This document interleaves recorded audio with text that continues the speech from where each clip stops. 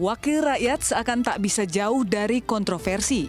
Tidak hanya gaji yang naik hingga 26 miliar, anggaran kunjungan kerja ke luar negeri DPRD DKI Jakarta juga membengkak hingga 45 miliar. Dalam Raperda APBD 2022, tercatat anggaran ke luar negeri mencapai 45 miliar dari angka sebelumnya yakni 22,55 miliar. Dalam dokumen kebijakan umum anggaran dan prioritas plafon anggaran sementara, pagu yang disiapkan untuk 106 anggota Dewan Plesir ke luar negeri mencapai 22,55 miliar. Wakil Ketua DPRD DKI Jakarta, fraksi Partai Gerindra berdalih, kunjungan kerja ke luar negeri bermanfaat demi kemajuan kota Jakarta. Sebelumnya DPRD DKI Jakarta menyita perhatian lantaran di pembuka tahun 2022 anggaran gaji dan tunjangan meningkat hingga 26,43 miliar rupiah. Pada tahun 2021, DKI Jakarta menganggarkan belanja gaji dan tunjangan anggota dewan sebesar 150,9 miliar rupiah. Sedangkan tahun ini DKI Jakarta anggarkan 177,4 miliar rupiah. Dalam kebijakan umum anggaran dan prioritas plafon anggaran sementara, setiap anggota dewan bisa mengantongi 139.324.156 setiap bulan dari gaji dan tunjangan yang didapat.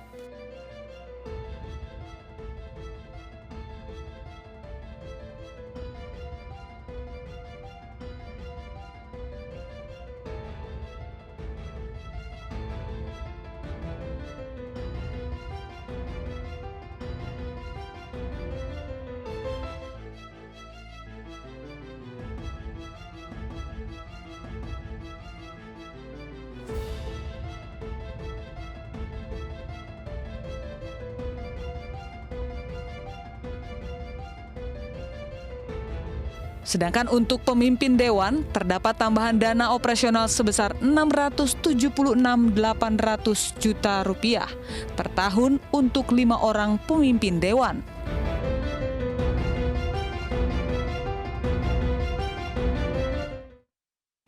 Pemirsa, sebanyak 36 warga di Krukut, Jakarta Barat terpapar COVID-19.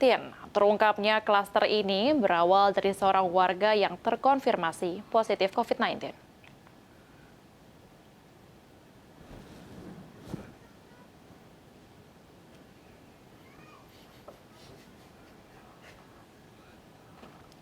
Terungkapnya klaster tersebut berawal dari seorang warga yang terkonfirmasi positif COVID-19 pada Rabu lalu usai pulang dari luar kota. Tracing kemudian dilakukan hingga didapati 36 warga Krukut terkonfirmasi positif.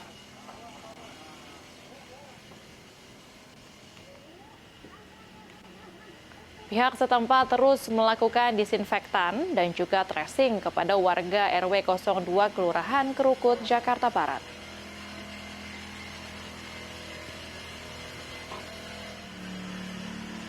Warga masih boleh beraktivitas, namun hanya di daerah sekitar kawasan RW 02. Dan pada Senin esok akan dilakukan kembali tracing kepada kontak erat dari warga yang terindikasi positif COVID-19.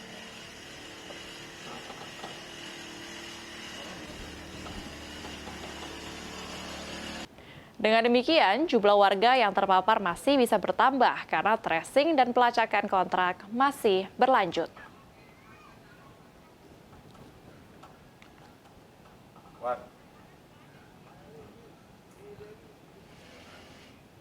Informasi selanjutnya pemirsa, satu keluarga di Kota Waringin Barat, Kalimantan Tengah ditangkap polisi karena menjadi calo vaksin. Para pelaku yang terdiri dari ayah, anak, dan menantu memiliki peran berbeda menawarkan jasanya dengan tarif tertentu.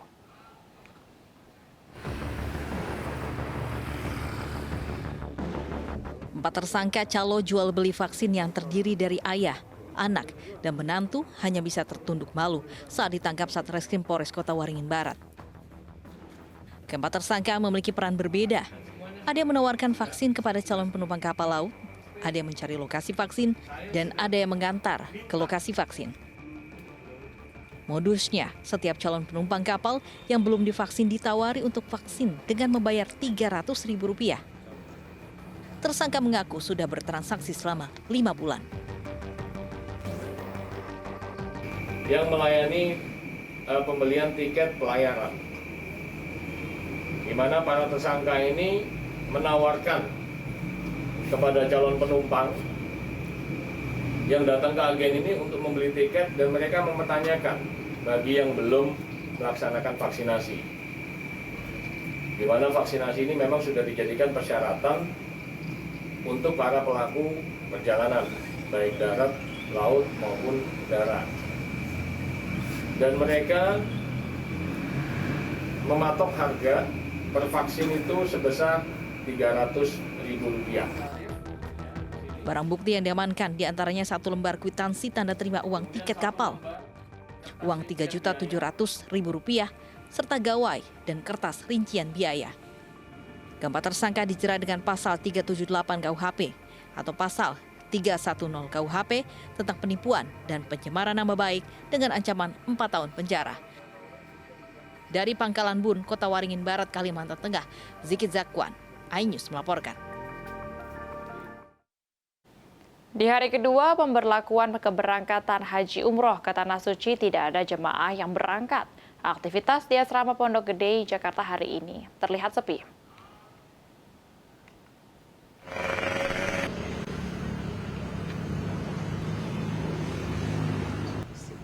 Tidak nampak adanya kedatangan calon jamaah baru. Keberangkatan jamaah ke Arab Saudi dari berbagai wilayah di Indonesia terpusat di asrama haji Pondok Gede.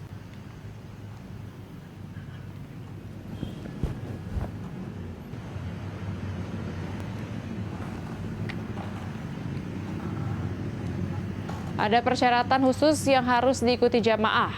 Calon jamaah harus sudah divaksin dosis lengkap, memiliki hasil negatif tes COVID-19 metode PCR, dan menjalani karantina, serta menerapkan protokol kesehatan.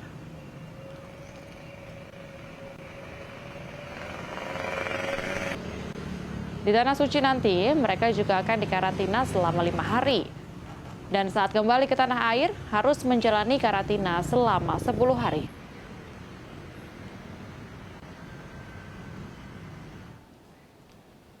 Sementara itu, pemirsa, hari ini sejumlah jemaah umroh asal Indonesia telah tiba di Mekah, Arab Saudi dengan mengikuti protokol kesehatan ketat. Bahkan sebelum bertolak ke Mekah, rombongan terlebih dahulu jalani karantina di asrama haji Pondok Gede. Untuk para pemirsa saya, mudah-mudahan nanti ditakdirkan Allah untuk bisa umroh seperti ini ya. Amin. Amin. Indonesia sudah mulai memberangkatkan jemaah umroh setelah 2 tahun di-stop Arab Saudi karena pandemi COVID-19.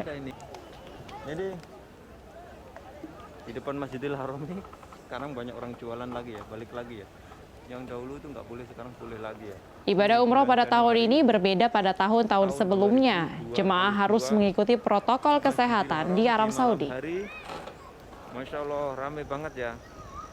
Dan di sebelah kiri ini depannya. Selain mulai ramai jemaah, sejumlah pedagang dadakan juga mulai memenuhi pinggiran pelataran Masjidil Haram Mekah. Oh iya. Tapi mungkin ada juga sih jemaah yang lagi pada santuy gitu. Iya, betul.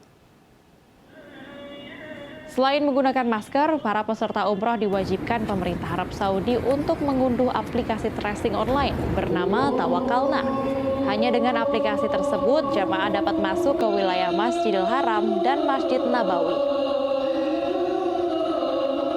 Sebelumnya, Kementerian Agama membuka kembali perjalanan ibadah umrah di awal tahun ini dengan sejumlah persyaratan yang harus dipenuhi.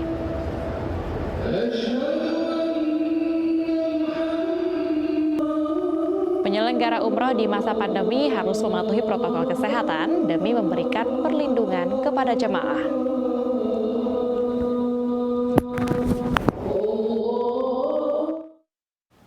Kita beralih ke informasi selanjutnya, pemirsa. Putri Wali Kota Bekasi nonaktif Rahmat Effendi Ade Puspitasari menilai operasi tangkap tangan KPK terhadap ayahnya ini bermuatan politis. Ketua DPD Golkar Kota Bekasi itu menyebut penangkapan terhadap ayahnya sebagai pembunuhan karakter. Memang ini pembunuhan karakter. Memang ini kuning sedang diincar. Putri Wali Kota Bekasi nonaktif Rahmat Effendi, Ade Puspitasari, angkat bicara terkait operasi tangkap tangan KPK terhadap ayahnya. Ade Puspitasari yang juga sebagai Ketua DPD Partai Golkar Kota Bekasi ini mengatakan penangkapan ayahnya bermuatan politis. Ade bahkan menyebut ada pihak yang sedang mengincar Partai Golkar. Memang ini pembunuhan karakter.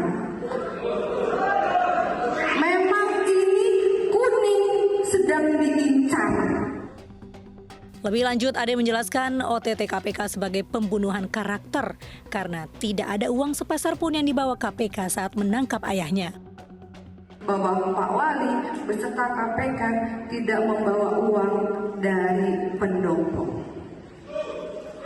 Uang yang ada di KPK itu uang yang di luar dari pihak ketiga, dari kepala dinas, dari camat.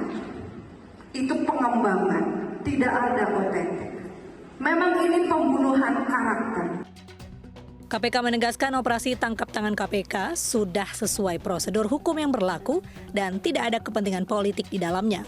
KPK juga melakukan dokumentasi secara detail, baik foto maupun video, dalam proses tangkap tangan sebagai bentuk pertanggungjawaban. Kami mengingatkan kepada pihak-pihak agar tidak beropini dengan hanya berdasarkan persepsi maupun asumsi yang keliru ataupun sengaja dibangunnya. Ujaran kontraproduktif seperti ini hanya akan memicu kesalahpahaman masyarakat dan membuat gaduh proses penegakan hukum yang telah taat asas ini.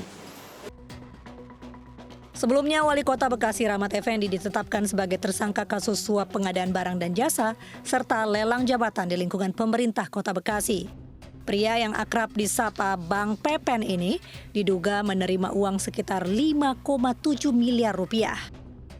Gubernur Jawa Barat Ridwan Kamil telah menunjuk Wakil Wali Kota Bekasi Tri Adianto sebagai pelaksana tugas Wali Kota Bekasi. Ridwan Kamil berharap kinerja dan pelayanan masyarakat di Pemkot Bekasi tidak terganggu dengan masalah korupsi wali kotanya. Tim Liputan iNews melaporkan. Ferdinand Hutahean mengaku menjadi mualaf dan akan melaporkan balik pihak yang telah menyeretnya ke polisi dalam dugaan ujaran kebencian. Meski demikian, mantan politikus Partai Demokrat itu meminta maaf karena cuitannya telah membuat kegaduhan.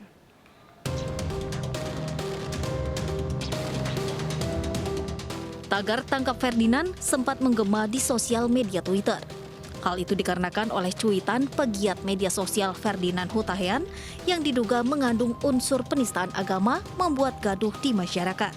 Atas kegaduhan itu, Ferdinand mengaku telah menjadi mualaf dan meminta maaf. Namun mantan politikus Partai Demokrat ini mengaku akan melaporkan balik pihak yang telah menyeretnya ke kepolisian terkait dugaan ujaran kebencian yang mengandung sara. Meski demikian, Ferdinand mengaku menaati proses hukum yang berlaku.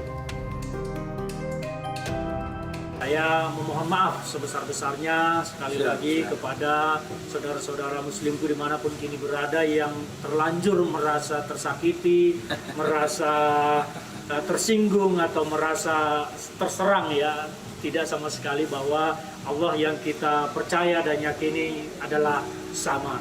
Jadi apa yang terjadi sekarang, saya harap kita bisa selesaikan dengan cara yang baik, bahwa kekeliruan orang yang ilmunya masih dangkal harus ditambah, harus dibimbing, harus diajari supaya ke depan semua semakin baik dan saya pun menjadi semakin muslim yang semakin lebih baik. Amin, amin, amin, amin. Harapan saya seperti itu. Amin. Terkait proses hukum, Gus, saya akan mengikutinya dengan baik. Saya akan patuhi apapun yang akan dijalankan selama proses hukum ini. Sebelumnya, surat perintah dimulainya penyidikan atau SPDP kasus dugaan ujaran kebencian oleh pegiat sosial Ferdinand Hutahean telah diterbitkan oleh penyidik Direktorat Cyber Bareskrim Polri. SPDP untuk Ferdinand Hutahean diterbitkan usai pemeriksaan 5 orang saksi dan 5 orang saksi ahli yang terdiri dari saksi ahli bahasa, sosiologi, pidana, agama, dan ITE. Bareskrim akan memanggil Ferdinand Hutahean untuk diperiksa 10 Januari besok. Penyidik Direktorat Tindak Pidana Siber Bareskrim Polri telah melayangkan surat tembusan SPDP. Jadi tembusan SPDP dan juga telah menyampaikan surat panggilan terhadap terlapor FH. Tadi malam tanggal 6 Januari 2022. Surat panggilan tersebut berisi pemanggilan kepada yang bersangkutan untuk menghadap ke penyidik pada hari Senin tanggal 10 Januari 2022 jam 10. Penyidik Direktorat Cyber Barreskrim Polri menerapkan pasal 28 ayat 2, junto pasal 45A ayat 2 Undang-Undang ITE terkait dengan menyebarkan informasi yang ditujukan untuk menimbulkan rasa kebencian dan atau permusuhan individu atau kelompok berdasarkan SARA. Selain itu, penyidik juga menerapkan pasal 14 ayat 1 dan 2 Undang-Undang Nomor 1 Tahun 1946 tentang peraturan hukum pidana terkait dengan penyebaran berita atau pemberitaan bohong yang dapat menimbulkan keonaran di masyarakat. Dari Jakarta, Ersa Ambarita, Eko Agus Miadi, Jamie Jasin, iNews melaporkan. Pemirsa, polisi telah menetapkan pelaku pemerkosaan bocah 9 tahun di Setiabudi, Jakarta Selatan. Pelaku yang merupakan paman korban ditangkap di rumahnya pada Rabu lalu. Penyidik Polsek Setiabudi Jakarta Selatan masih terus memeriksa tersangka EW dalam kasus pemerkosaan bocah 9 tahun. EW yang tak lain adalah paman korban ditangkap pada Rabu 6 Januari lalu di kediamannya yang sekaligus tempat kejadian perkara. Dalam kunjungannya ke Polsek Setiabudi Jakarta Selatan Minggu pagi, Wakil Ketua DPR RI dari Partai Gerindra, Sufmi Dasko Ahmad mengapresiasi gerak cepat polisi dalam menangkap pelaku. Dan kami juga langsung melihat yang menangani yaitu di Polsek Setiabudi, dan kami mengapresiasi kepolisian dalam hal ini Polsek Setiabudi yang kemudian sudah melakukan respon cepat, yaitu kemudian menerima laporan, menangkap pelaku, dan kemudian melakukan visum terhadap korban. Nah, ini yang kita harapkan ketika nanti Undang-Undang Tindak Pidana Kekerasan Seksual sudah disahkan, respon dari pihak kepolisian itu harus cepat. Demikian. Sufmi Dasko memastikan akan terus memperjuangkan rancangan Undang-Undang Tindak Pidana Kekerasan Seksual atau TPKS untuk segera disahkan menjadi undang-undang. Dengan begitu, aparat kepolisian diharapkan nantinya akan terus bekerja cepat dalam menangani kasus kekerasan seksual. Dari Jakarta, Fikih Rian, Sigit Aryo, Abdul Roshid, iNews melaporkan. Pemirsa, banjir bandang menerjang perumahan warga di Jember. Sejumlah kendaraan hanyut akibat derasnya banjir yang melanda. Ya Allah, kebanjiran aku, Lur. Ya Allah, astagfirullahaladzim. Ya Allah.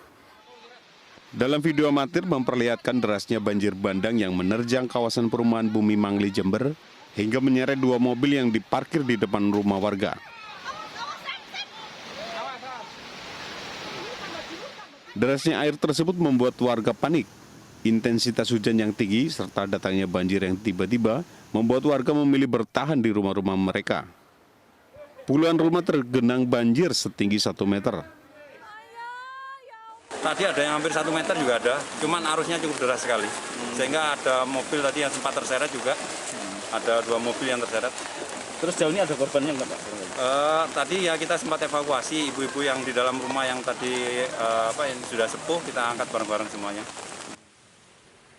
Banjir berangsur-angsur surut setelah 1 jam melanda perumahan warga ini. Dari Jember, Jawa Timur, Bambang Sugiarto, iNews melaporkan. Selanjutnya, pemirsa, banjir lahar dingin Gunung Semeru kembali menerjang jembatan Limpas Gondoruso di Lumajang. Banjir lahar dingin terjadi setelah hujan deras mengguyur wilayah puncak Gunung Semeru selama kurang lebih 4 jam.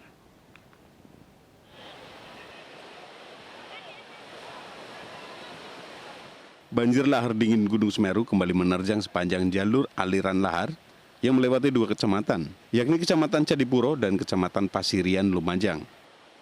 Banjir lahar dingin dengan getaran amplitudo 40 mm membuat warga yang bermukim di sekitar jalur lahar panik. Banjir terjadi setelah kawasan puncak Gunung Semeru diguyur hujan deras selama kurang lebih 4 jam. Banjir lahar membawa material vulkanik Gunung Semeru berupa pasir dan bebatuan serta endapan material lahar yang masih panas hingga mengakibatkan asap panas mengumpul di sepanjang aliran lahar. Kalau melihat dari debitnya ini kayaknya tidak mengarah ke pemukiman. Karena melihat dari air yang sudah menyatu dan sudah ada jalan yang dibuatkan oleh pemerintah desa, ini air sudah melalui jalurnya. Derasnya aliran lahar dingin juga menerjang badan jembatan Gondoruso hingga material vulkanik kembali memenuhi sekitar jembatan. Padahal tepat 1 minggu yang lalu, petugas baru saja membersihkan material banjir di jembatan ini. Dari Lumajang, Jawa Timur, Yayan Nugroho, iNews melaporkan. Video yang merekam seorang pria membuang dan menendang sesajen di lokasi erupsi Gunung Semeru, Lumajang, Jawa Timur viral di media sosial. Belakangan, video itu menuai kecaman dari berbagai kalangan, termasuk Bupati Lumajang, Thorikul Haq, yang meminta polisi segera menangkap pelaku.